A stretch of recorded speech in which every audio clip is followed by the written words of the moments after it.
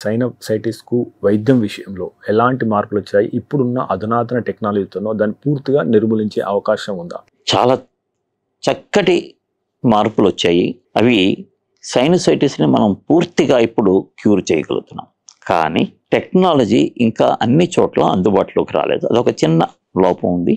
మేము ఎంఎస్ చదువుకున్న రోజుల్లో, ఎంబీబీఎస్ చదువుకున్న రోజుల్లో సైనసైటిస్‌కి మేము చేసేది యాంట్రల్ వాష్ అని చేసేవాళ్ళం. ముక్కు లోపల ఒక సూది పెట్టి, సూదితోటి లోపల ఉన్న చీము పదార్థాలని కడిగేయడం చేసేవాళ్ళం.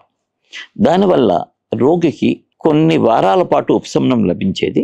మళ్ళీ వచ్చినప్పుడు మళ్ళీ చేసేవాళ్ళు. చాలామంది 5 సార్లు 6 సార్లు చేయించుకుని ఇంక విసిగిపోయి అలాగే ఉండిపోయే పరిస్థితి కూడా ఉండేది. ఇప్పుడు ఆధునిక వైద్య విధానంలో అలా కాకుండా సైనస్ రంధ్రం చిన్నగా ఉండడం అనేది మొట్టమొదటి కారణం. ఎండోస్కోప్ ద్వారా ముక్కు లోపల చూస్తూ అన్ని సైనస్ యొక్క రంధ్రాలని పెద్దవి చేయడం జరుగుతుంది.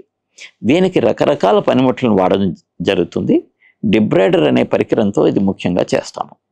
అయితే కొన్ని సైనస్లు పెద్దవి చేయడానికి డిబ్రైడర్తో చేయడానికి కుదరే సందర్భంలో, ఉదాహరణకి ఫ్రాంటల్ సైనస్ లేదా స్ఫినాయిడ్ సైనస్లో బెలూన్తో చేయడం వల్ల మంచి ఫలితాలు లభిస్తున్నాయి. అయితే ఈ సైనస్లన్నీ కూడా కంటికి మెదడుకి చాలా దగ్గరలో ఉండడం వల్ల దీన్ని నావిగేషన్ అనే పరికరం సహాయంతో చేస్తాము. దీన్నే కంప్యూటర్ గైడెడ్ సర్జరీ అని కూడా అంటారు. ఇలా చేయడం వలన మెదడుకి కంటికి ఎటువంటి ఇబ్బంది లేకుండా, డ్యామేజ్ లేకుండా, అపాయం లేకుండా ఆపరేషన్ నిర్వహించగలుగుతున్నాం. మీరు తీసుకునే అదే మందులు, అదే నాణ్యమైన మందులు మెడ్ ప్లస్ బ్రాండ్స్ పై సగం ధరకే.